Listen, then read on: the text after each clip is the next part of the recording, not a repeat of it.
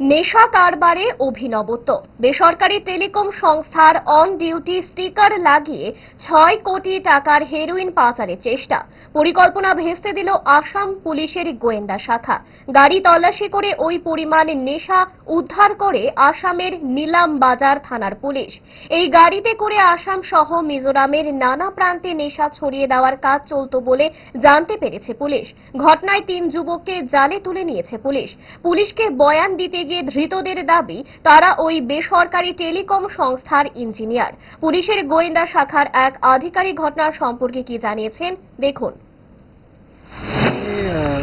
যোৱাকালি এটা ইনপুট পাইছিলোঁ চাম্পাইৰ পৰা এখন ভেহিকেল যাৰ নাম্বাৰ TR01M2262 এখন হিৰোইন ইলিগেলি ট্ৰান্সপৰ্ট কৰা আমি খবৰ পাইছিলোঁ। সেইমতে আমাৰ এটা পাৰ্টি লালপুল এৰিয়াত নাকা চেকিং কৰি আছিলে। নাকা চেকিং কৰোঁতে আমি গাড়ীখন ইণ্টাৰচেপ্ট কৰিলোঁ।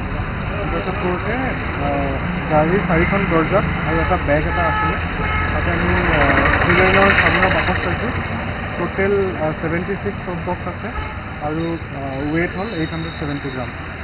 তাৰ লগতে আমি 3জন মানুহ এপ্ৰিহেণ্ড কৰিছোঁ।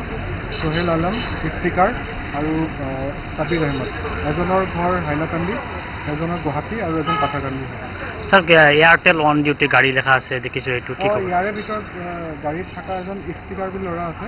তেখেতে টেলিকম কোম্পানী এয়াৰটেলত এজ এ ইঞ্জিনিয়াৰ কাম কৰে বুলি কৈছে।